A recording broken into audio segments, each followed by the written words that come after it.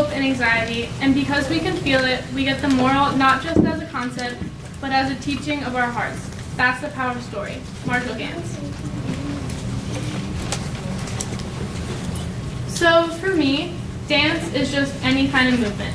It doesn't matter if it's classical, like ballet, or if it's modern, like some other modern pieces, like contemporary and lyrical, or it could even just be walking around the stage and making weird arm movements. It doesn't even have to be to music. It could be completely silent, and that's what dance is to me.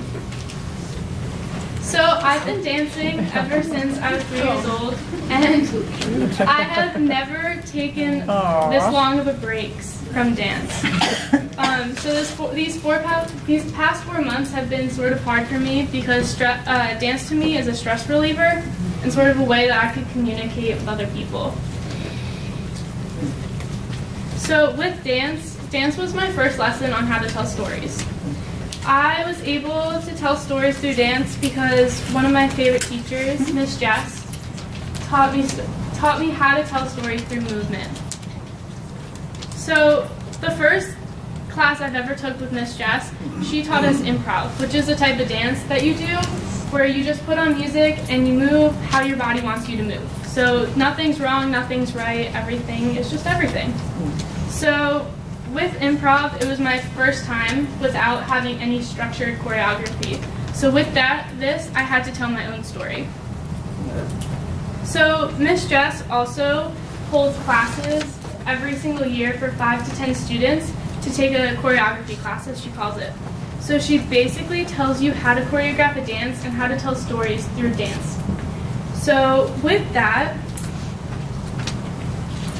Miss Jess also does every single dance with an intention. So no matter what, there's always a backstory to the dance. So this was choreographed by her. This was last year. We have themes for each recital. So this recital was dance through art. So we're holding this big blank canvas. So the canvas was supposed to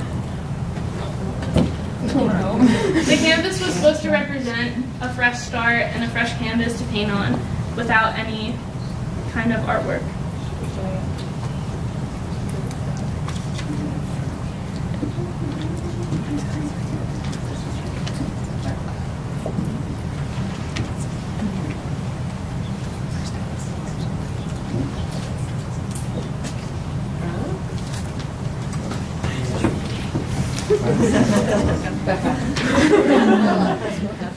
Middle of my video.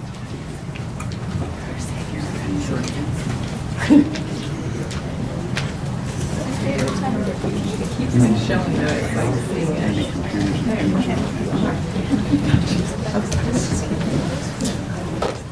Okay, so with this choreo class, I took this choreo class this fall during my fall semester. So the last choreo class, I choreographed a dance with 2 other people, so Megan and Stephanie. And with Megan and Stephanie, I choreographed a dance on 3 other people, so I wasn't even in the dance at all. So with this dance, we wanted to create the short story of showing cliques and how if you're in a clique, it's sort of, there's this negative energy and sort of stigma around leaving cliques and how that is sort of like not good and how being the odd one out will never feel right. Even though we wanted to convince that that's the opposite of what should happen, that you should be your own person and not be contained with certain people. So I'm going to show you the dance, and if you can sort of see how we communicated that story through this dance, you'll always see one of the dancers always not doing something that the rest of the dancers are doing.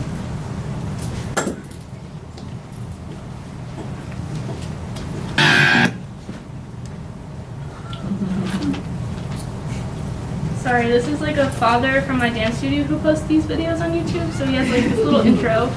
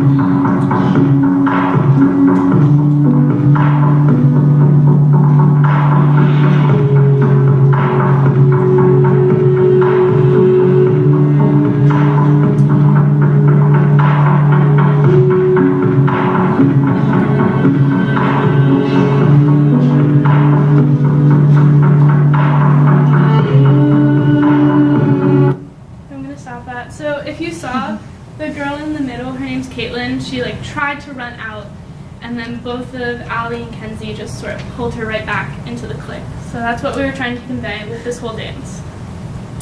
So how has my knowledge from storytelling from dance gone through CSG, and how has that helped me through CSG? So coming to CSG, I didn't have dance, so that was a big struggle for me. But then I also had to live with 15 other students. 15 other people is a lot of people and a lot of different stories. So if you just have a bunch of stories in one big room, they're obviously going to be shared. So with stories, you can connect with people, you might have similar experiences, or you might just learn things from random people and just connect with them. So with stories, there was the out of classroom stories and then the in the classroom stories. So CSG has this big sort of involvement with stories. So in Unit 1, we had to write creative pieces for coffee house. So for me, we were writing stories constantly and trying to use our imagination. And then in Unit 2, we had marine science presentations. And our science teacher, Carrie, told us to tell our marine science presentations like we were telling the story of how we did our research. And then for Unit 3, we read multiple articles on how to tell stories and why stories were important to convey your message. And that led us to manifestos and how we're all telling our stories. So with stories, you're able to connect with people, and people can relate to your stories and just sort of learn from each other. And with this new knowledge that I have from CSG on how to tell stories without dance, I can now use this to my advantage to learn and teach other people about certain things. So 2 things that I want to focus on, that I want to help in the world today, is intersectional feminism and environmentalism. So with environmentalism, it's very science heavy. So science, a lot of people run away from science because it's big graphs with big numbers. But with stories, you can convey those same graphs with an understanding and be able to relate to people and not have them shy away. And with intersectional feminism, feminism in general, they're all stories compiled up to one reason why we're all fighting to get equal rights for everybody. So an example of intersectional feminism is Alvin Ailey Dance Company in New York City. Alvin Ailey was a choreographer, and he started this dance company to have black dancers in the ballet world and modern world, because there's a stigma in the dance world that black dancers are not as graceful as white dancers, and that's not true at all. But so through dance and his storytelling, he was able to create sort of social justice with this. So with this and my storytelling and all the lessons I've learned, I'm able to go out to the world and tell my story and help use that in society. So I'll leave you with this quote. So it says, "We start with the skill of relationship building, the story of self. Then we develop the skill of motivation, or the story of us. Third, the skill of strategizing, the story of now. And fourth, the skill of action." So my message to you is use stories in your life to help you and connect with people with different experiences.